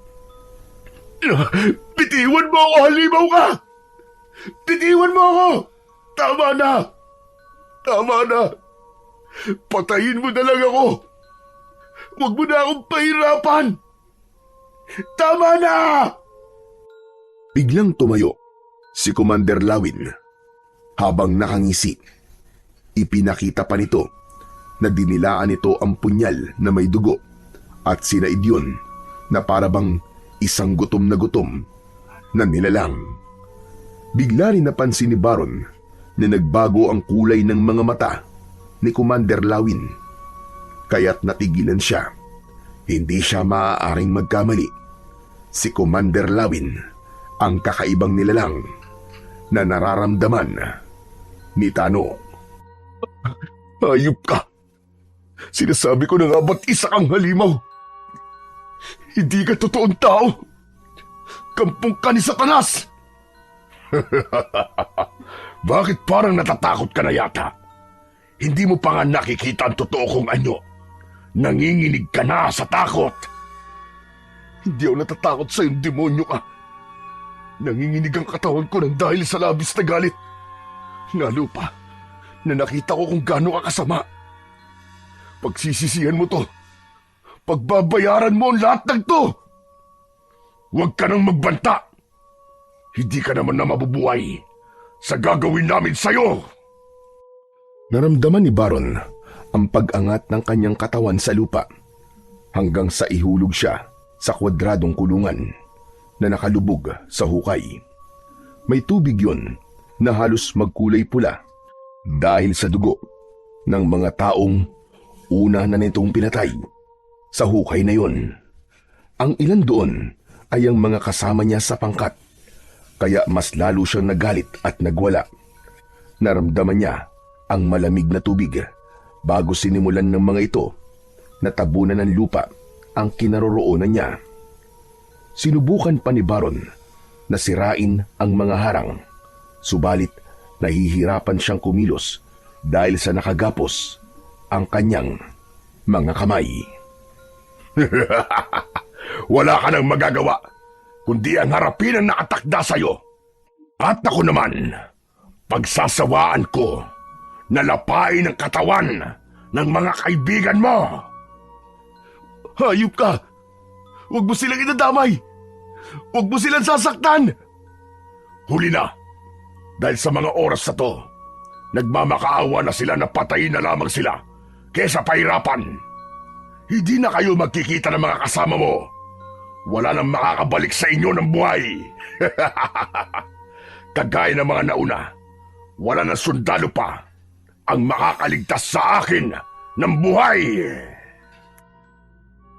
Nang matapos si Commander Lawin sa pagsasalita, ay umalis ito sa kanyang harapan, habang nangingibabaw ang halakak nito sa kadiliman ng gabi. Unti-unti rin na nanlalabo ang kanyang paningin dahil sa lupang tumataklob sa kanyang kinaroroonan, hanggang sa nahihirapan na siyang huminga dahil wala ng oksigen na pumapasok sa hukay. Ilang minuto lang ang lumipas ay naramdaman ni Baron na unti-unti na ring humihina ang tibok ng kanyang puso, hanggang sa tuluyan na siyang nawalan ng malay. Nagising ang natutulog na diwa ni Baron sa mahinang pagpaypay ng dahon sa kanyang muka. Kasunod, nang naamoy niyang insenso at kamangyan sa kanyang tabi, nanatili siyang nakapikit at pinakikiramdaman ang kilos sa kanyang paligid. Masakit din ang kanyang katawan na hindi niya maigalaw, ngunit nararamdaman niya ang mga benda sa kanyang sugat. Narinig niya ang pagtighim ng boses ng isang matanda. Kasunod ng pagsasalita nito. Nararamdaman ko nagising ka na, iho. Salamat naman at muling nanumbalik ang iyong lakas. Dahil sa narinig na yun ni Baron, ay napilitan siyang magmulat ng kanyang mga mata. Tumambad sa kanyang paningin ang isang pamilyar na matandang lalaki. Nakangisi ito na para bang walang nangyari. Mabilis siyang napabalikwas ng bangon dahil akala niya ay nasa kubo pa rin siya ng mga rebelde. Kasabay ng pagguhit ng sakit sa kanyang balikat, ay nagtanong siya sa matanda. Nasaan po ako? Nandito ka sa bahay ko. Huwag ka mag-alala. Walang nakakaalam ng lugar na to. At hindi rin ito alam ng nilalang na nagbabantay sa palibot ng kuta ni Kalando. Sino po kayo? Ako si Lolo Isko, na may codename na saserdote. Nanlaki ang mga mata ni Baron nang banggitin ni Lolo Isko ang codename nito bilang isang intelligent asset na si Major Romero. Hindi siya makapaniwalang ang matandang nasa harapan niya ay ang impormante ng kanilang team. Diyos ko, hindi po ako makapaniwalang ang intel pala namin ay isang matanda. Bakit naman? May masama ba sa edad ko? Magagawa ko rin naman na makatulong sa inyo. Isa pa, may iba pang dahilan kung bakit nakikipagtulungan ako sa inyo. Yun ay ang tulungan ninyo akong puksain ang nilalang ng dilim na nagbabantay at nangangalaga sa mga rebelde. Nilalang po na nagbabantay sa mga rebelde? Iyon po ba ang mga nilalang na pumatay sa mga taong nakita namin sa mga baryo? Saka naniliwanag na humarang sa kuta nila? O, Tenyente, tama ka. Isang nilalang na may nakakatakot na anyo na kayang pumatay ng walang kahirap-hirap. Sila ang mga aswang na nagmula pa sa kabilang dimensyon ng daigdig. Kaya naman, higit na mas mabangi sila sa ibang lahi ng mga aswang. Ang tinutukoy ko rito ay ang mga halimaw na harimudon na may lahi ng kumot. Wala silang nararamdamang awa sa kanilang mga nagiging biktima. Kaya sana ay matulungan mo ko. Paano namuhay ang mga ganong nilalang sa bundok ng Makiling, Lolo Isko? Hindi ba matagal naman na meron ng mga kwentong lumalabas tungkol sa bundok ng Makiling? Naririnig ko po mga kwento tungkol sa bundok ng Makiling. Pero dahil hindi po ako naniniwala sa mga aswang noon, binaliwala ko po lahat ng yun. Ang totoo nito ay meron akong ipagkakaloob sa iyo na isang uri ng medalyon na magagamit mo laban sa mga nilalang na yon. Eto, tanggapin mo. Ito ang 4 klabyo na medalyon. Hinubad ni Lolo Isko ang suot nitong medalyon at ibinigay yon kay Baron. Pinagmasdan niya ang hugis bilog na medalyon na merong imahe ng isang lalaking may latigo sa gitna, habang ang paligid ay merong mga letra na hindi siya pamilyar sa mga itsura.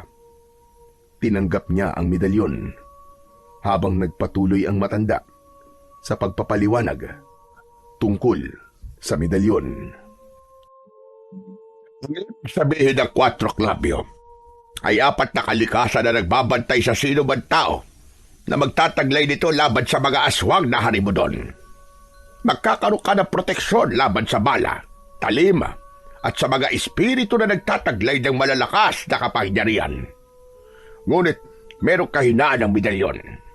Hindi ka pwedeng masugatan ng kanilang mga kuko dahil mababawasan nito ang bisa ng proteksyon. At sa unang paglapat ng medalyon sa katawan mo, pagagalingin ito mga sugat mo. Kaya sige na, isuot mo na at pagbasdan mo ang mangyayari sa katawan mo. Isinuot na nga ni Baron ang medalyon, kasabay ng biglang pagsagi sa isip niya na kailangan niyang mailigtas ang ibang mga kasamahan sa kamay ng malupit na si Commander Lawin, at magagamit niya yon para labanan ang pinuno ng mga aswang. Nang lumapat ang kwintas sa kanyang dibdib, ay naramdaman niya ang kakaibang lakas ng enerhiyang bumalot sa kanyang buong katawan. Nang makita niya na unti-unting nawala nga ang sugat niya, nagtataka siyang napatingin kay Lolo Isko. Lalo na ang pumalit sa sugat niya ay isa na lamang marka. Diyos ko! Totoo po ba to? Totoo ba itong nakikita ko? Naging peklat na lang ang sugat ko. Kagaya ng mga sinabi ko kanina, magagamit mo ang medalyon laban sa mga nilalang na hindi nakikita ng mga ordinaryong tao. Tulungan mo ko, Tenyente. Palayain mo ang kabuntukang ito at ang mga baryo sa paligid ng lugar na to mula sa kamay ng malulupit na nilalang na unti-unting pumapatay sa mga taong naninirahan dito. Ang lugar na ito ay dating tahimik at masaya ang pamumuhay. Pero magmula na mabuksan ang lagusan, ay hindi na nagkaroon ng katahimikan ng lugar na ito. Sirain mo ang portal. Patayin mo silang lahat.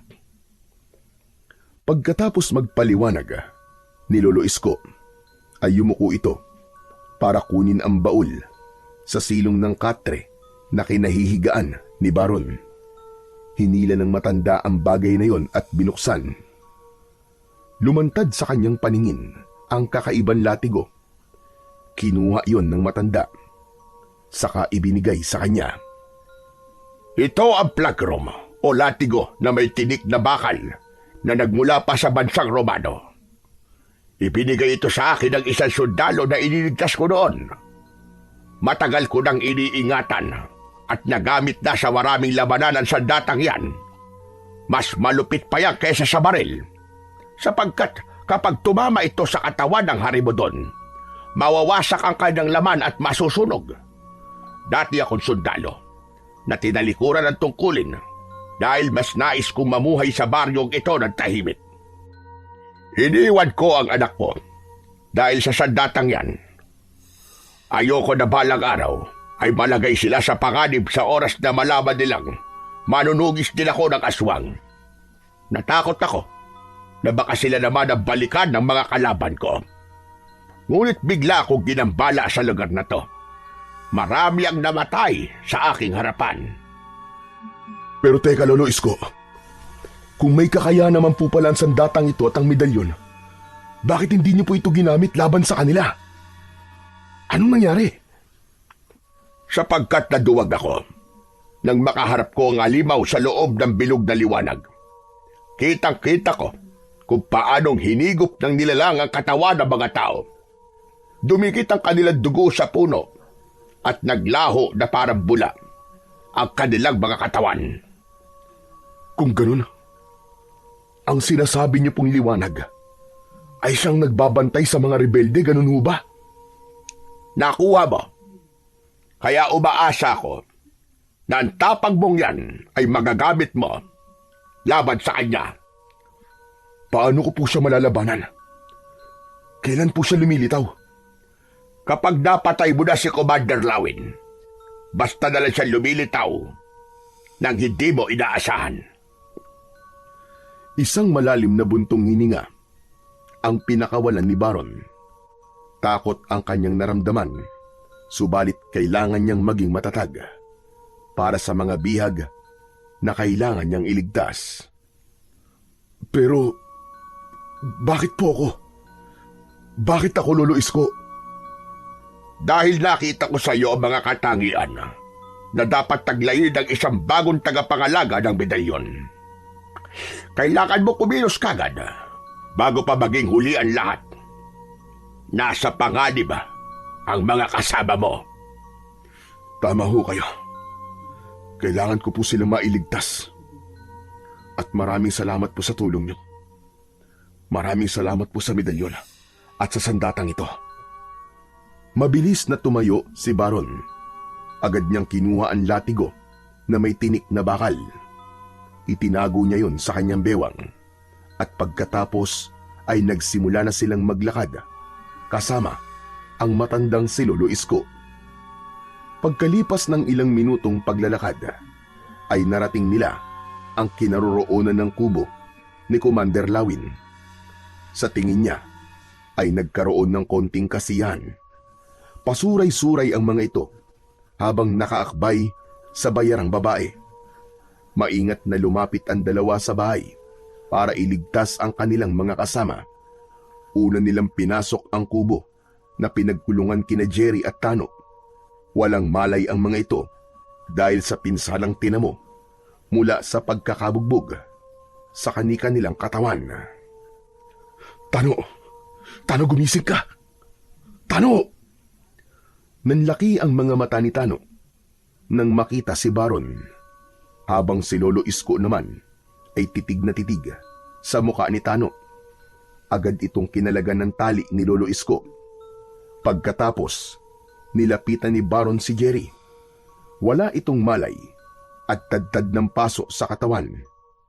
Nang makawala si Tano, ay iniligtas naman ito ang natutulog na si Colonel Marasigan at ang dalawang negosyante.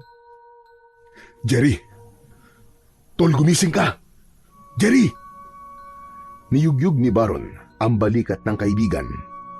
Saka lang ito nagising. Inalalayan niya itong tumayo at binigyan ng armas na magagamit sa pakikipaglaban. Ganon din sina Colonel at Tano, habang pinoprotektahan naman nila ang dalawang negosyante. Maingat silang lumabas ng kubo. Kaya lang, paglabas nila, ay nakita sila ng mga tauhan ni Commander Lawin. Agad silang pinaputukan ng mga ito ng baril. Gumanti naman ng putok sina Baron, Jerry at Tano. Kaya tuluyan ng nabulabog ang mga kalaban sa lungga ng mga ito. Lahat naman ng tamaan ng baril ni Baron ay nagkikisay ang katawan. Nagulat sila nang magpalit ng mga anyo ang mga nilalang na kalaban nila kalahating katawan ng baboy ramo habang ang buhok ay may buhay na umaatake sa kanya. Nawala rin ang epekto ng alak sa katawan ng mga ito. Sa bilis ng mga pangyayari ay nagkahiwa-hiwalay sila habang walang tigil sa pagpapaputok ng baril. Kanya-kanya sila ng dampot ng mga armas mula sa napapatay nilang kalaban. Sa pagkakataong yun, hinarap ni Baron ang mga aswang na harimudon. Gamit ang latigong may tinik, inihagupit niya yun sa lupa. Pagsunod ng mga ito sa kanya, sinalubong niya ng hampas ang mga ito. Bawat tamaan ng bakal na tinik ay nasusunog ang mga aswang. Segundo lang ang pinalilipas ay nagiging abo na ang mga ito. Jerry! Magkita tayo sa tabing ilog! Dalhin mo ang 2 biyag, saka si Kernel.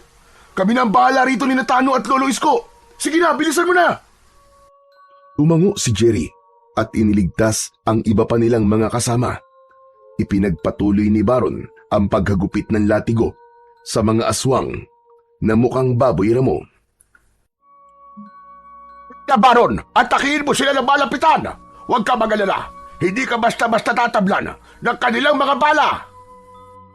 Agad na tumalima si Baron. Lumapit siya sa gitna ng kuta at malapitan niyang pinaghahampas ng latigo ang ulo ng mga kalaban. Lahat ay sumasabog ang katawan dahil sa epekto ng kanyang sandata. Tapatan ang nangyari habang panay ang pagpapasabog ng mga ito ng granada.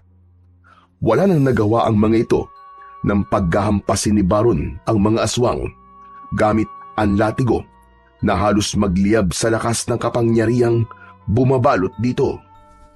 Pagkalipas ng matinding labanan, makapal na usok ang sumalubong sa kanila. Naghari ang katahimikan at hindi niya nakita si Commander Lawin. Mga tauhan lang yan nandito. Wala si Commander Lawin. Kaya siguro medyo tahimik ang paligid. Kailangan na po nating umalis sa lugar na to. Sumunod na po tayo sa kanila.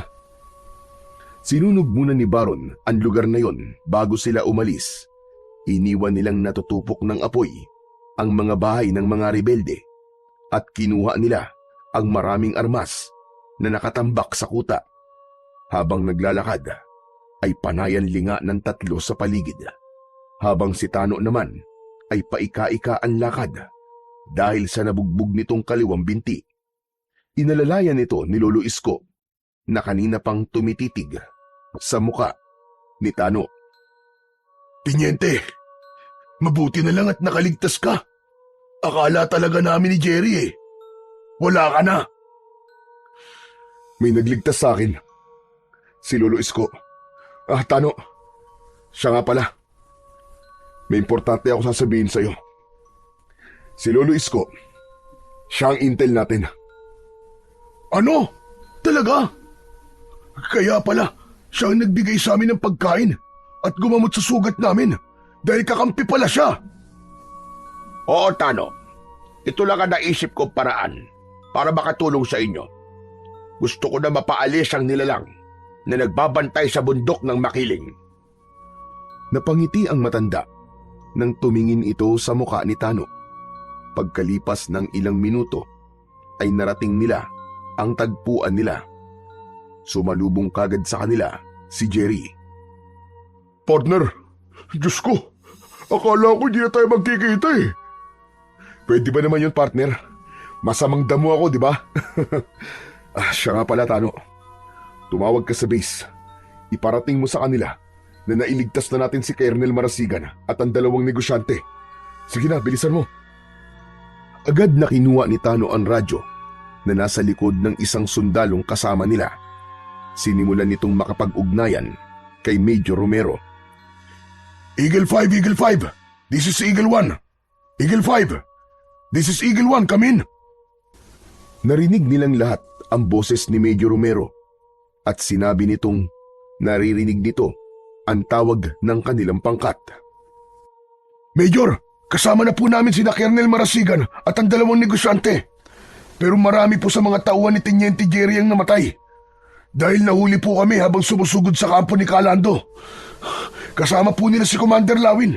Mabuti na lang po at nakatakas ang buong team. Nagtanong si Major kung nasaan na lokasyon sila at mabilis naman na ipinaliwanag ni Tano kung nasaan bahagi sila ng bundok ng Makiling. Magpapadala raw ito ng backup at 3 helicopter para sa mga nakaligtas na negosyante at si Colonel Marasigan. Kasunod ng pagpapasalamat nito sa kanila, hihintayin daw sila nito sa kampo. Pagbaba ni Tano ng radyo ay bigla itong natigilan.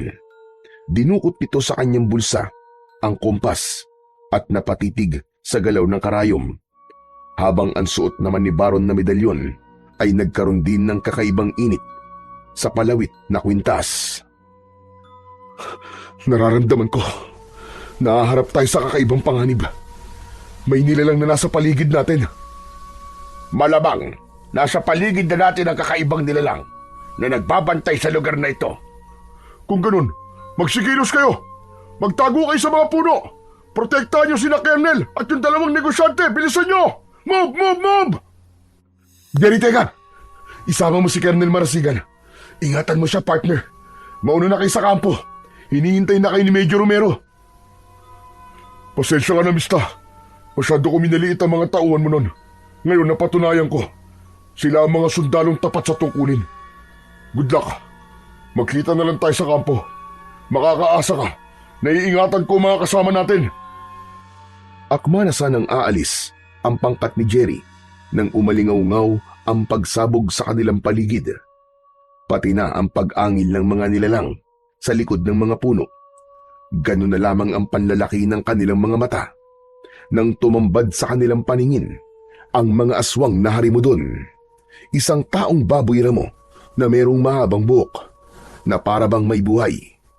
Pumupulupot ang mga hibla nito sa katawan ng mga sundalo. Winasak ng mga ito ang katawan ng mga tauhan ni Baron. Dala ng labis na pagkabigla ay hindi kagad nagamit ni Baron ang kanyang latigo. Tinamaan siya ng kalmot ng aswang na si Commander Lawin sa kanyang likod. Yun pa naman ang kahinaan ng taong may taglay ng medalyon. Bumagsak siya sa lupa. Pinagtulungan siya ng mga aswang habang napupuluputan ng buhok ang buong katawan ng binatang sundalo. Si Tano na ang kumilos. Malapitan itong pinaputukan ng baril sa leeg si Commander Lawin, pero ngumisi lang ito at baliwala ang tama ng bala. Nang gumanti si Commander Lawin, tinamaan ng kagat si Tano sa balikat. Hayop ka! Lumayo ka sa kaibigan ko! Huwag mo siyang sasaktan! Inipon ni Baron ang natitira niyang lakas at sa paghawak niya sa buhok ni Commander Lawin, umikot siya sa ere para makawala sa pagkakapulupot ng buhok nito sa kanyang katawan. Isang mabilis na sipa ang tumama sa mukha nito. Bumalandra sa kahoy si Commander Lawin, kaya natanggal ang pagkakakagat nito sa balikat ni Tano, habang ang iba niyang mga kasama ay abala pa rin sa pakikipaglaban sa mga aswang. Hinarap ni Baron si Commander Lawin. Hinagupit niya ito ng latigo sa katawan. 5 beses niyang ginawa yun dahil humina ang bisa ng medalyon. Sumabog ang katawan nito dahil hindi na kinaya ang tinik ng latigo hanggang sa maging abo at sumama sa hangin. Salamat, Tano. Muntik na ako kanina. Wala yun.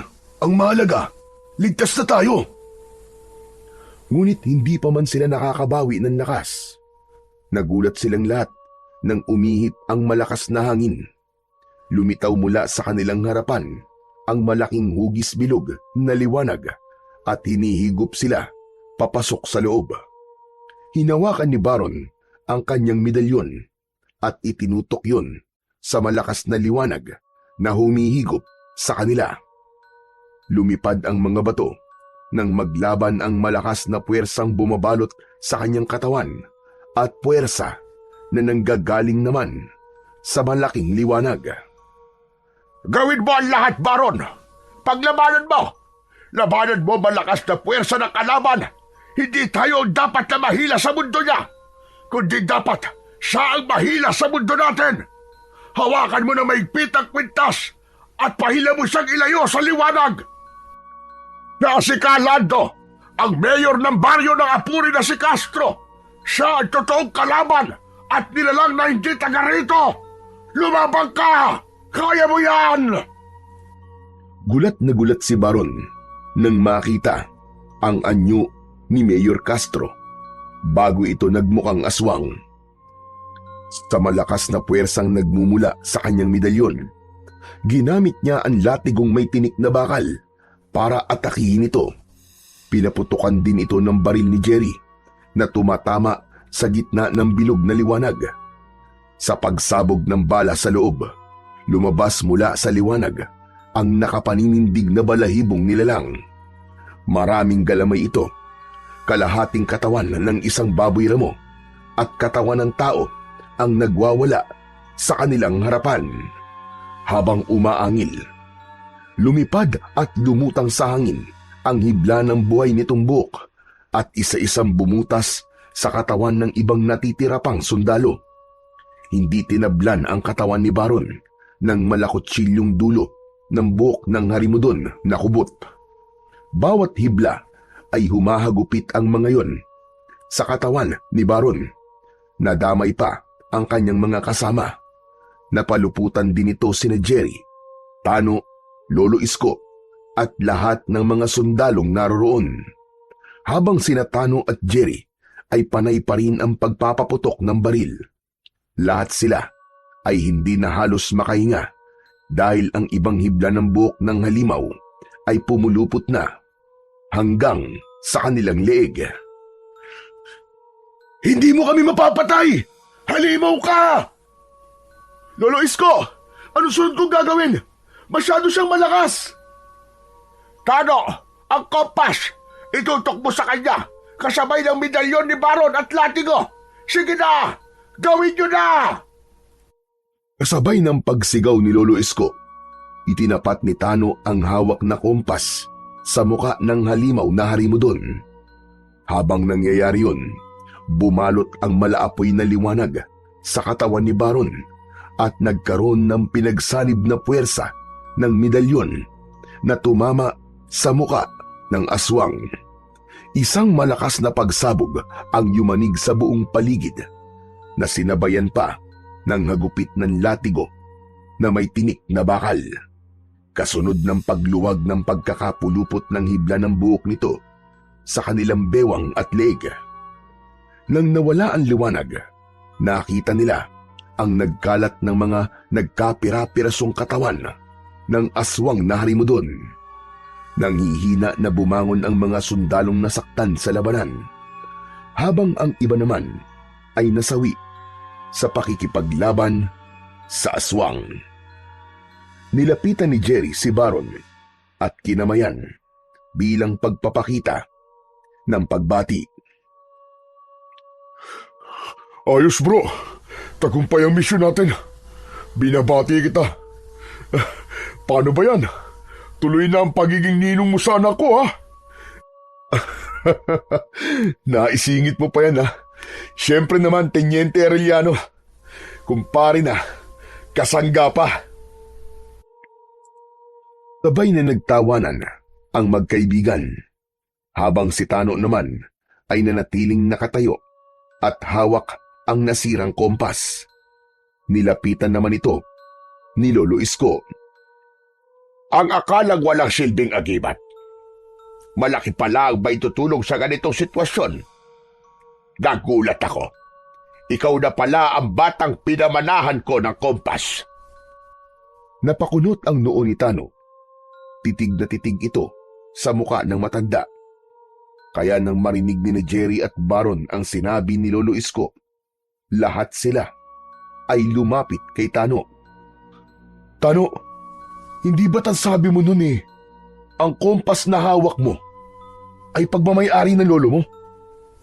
Paanong nangyaring kay Lolo Isko ang kompas na yan? Pare, paanong nangyari? Teka. Ang ibig sabihin nun si Lolo Isko, ang lolo ni Tano. At dito pa talaga sila nagkita, ha? Diyos ko, ikaw na ba talaga si Martano? Ang anak ni Marisa? Naluluwang tumango si Tano.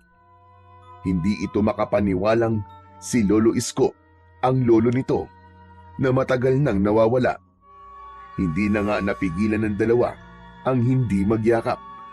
Pero ang mas nakakagulat ay ang pagtatapat naman ni Baron sa lahat. Men, pasensya na kayo. Hindi lang si Tano may tinatagong pamilya sa pangkat natin. Pambira, ngayon pa ba tayo magkakalabasan ng mga impormasyon sa buhay natin?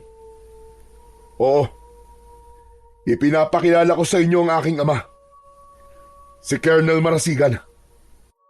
Hindi lahat nakapagsalita. Gulat na gulat ang lahat, lalo na si Colonel Marasigan. Nakangisi naman na nilapitan ni Baron ang kanyang ama. Sa una ay nagulat ito dahil hindi nito alam na may anak ito. Matagal nang alam ni Baron ang pangalan ng kanyang ama, ngunit hindi niya pa ito nakikita sa malapitan. Kaya nga tinanggap niya ang kanyang misyon para iligtas ito. Teka, sandali nga. Pinaglololoko mo ba kami ha, Baron? Kung talaga mag-ama kayo, bakit magkaiba kayo ng apelyido? Well, apelyido ng nanay ko ang ginamit ko. Loko kasi itong si Erpat eh. Hindi niya alam na nabuntis niya si Nanay Clara. Kaya apelyido ni nanay ang ginamit ko. Ano, ayos ba? At dahil nabanggit ni Baron ang tungkol sa pangalan ng kanyang ina, naluha si Colonel Marasigan. Humingi ito ng tawad sa kanya at mahigpit siya nitong niyakap. Kaya raw pala unang kita pa lang nito kay Baron ay nakaramdam na ito ng lukso ng dugo. Dala ng tuwa ay ipinagmalaki nito sa lahat na siya ang anak nito. Ayos ah! Bigatin pala ang tatay mo, sir. Nasa dugo niyo pala talaga ang pagiging sundalo. O ano, siguro naman ngayon, maniniwala kayong walang imposible sa Diyos, di ba? Tignan niyo naman, kahit gaano pa kalakas ang kalaban natin, natalo natin silang lahat dahil sa pananalig natin sa Panginoon. Kaya nga, mahusay ang ginawa mo, buddy. Ngayon alam ko na kung bakit sobrang pag-aalala mo kay Colonel. Dahil ama mo pala siya, pare. Maganda naman kasi ang pagpapalaki sa akin ni nanay. Kaya hindi ako nagtanim ng sama ng loob. O paano? Tara na. Pagkatapos ng labanan, ay nilisan na nila ang lugar na yon habang hinihintay ang pagdating ng sundo nila. Pagkalipas ng ilang minuto, ay dumating na nga ang mga helikopter. Nang makasakay sila at umangat ang sasakyan sa impapawid, saka lang nakahinga ng maluwag si Baron. Masaya niyang pinagmasdan ang dalawang negosyanteng nailigtas nila, kasama ang kanyang ama. Ganon din sina Jerry at Tano na hindi makapaniwalang nakaligtas sila sa malaimpyernong lugar na yon. Pagkatapos nilang mailigtas ang mga bihag at matalo ang aswang, bumalik ang katahimikan sa bundok ng Makiling. Si Lolo Isko naman ay bumalik sa dati nitong tirahan at namuhay ng mapayapa kasama ang apo nito na si Tano. Paminsan-minsan ay dumadalaw sila sa matanda, habang sina Jerry at Baron naman ay natuloy ang pagiging magkumpare. Dito naman nakilala ni Baron ang babaeng nagmamay-ari ngayon ng puso niya, habang ang kanyang ama naman na si Colonel Marasigan ay nakipagkita sa nanay niyang si Clara. Nagkabalikan ang mga ito at ikinasal sa simbahan kasabay ni na Baron at Cecil na kapatid ni Jerry. Tunay na ang buhay ay mahiwaga. Ang pamilyang matagal mong hindi nakasama at nakita ay matatagpuan mo lang pala sa tamang panahon. Walang pinipiling oras basta't kaloob ng Diyos. Sa pamamagitan ng medalyon na suot ni Baron, ipinagpatuloy ng kanilang pangkat ang pagliligtas sa mga taong nagiging biktima ng mga kilusan na may ibang ipinaglalaban. Dahil gaano man kalakas ang kapangyarihan ng masasamang elemento, hindi pa rin sila magwawagi laban sa puwersa ng kabutihan. Sa lahat ng iyon, tanging ang Panginoong Diyos pa rin ang malakas na gabay para sa kaligtasan ng bawat isa sa ating lahat.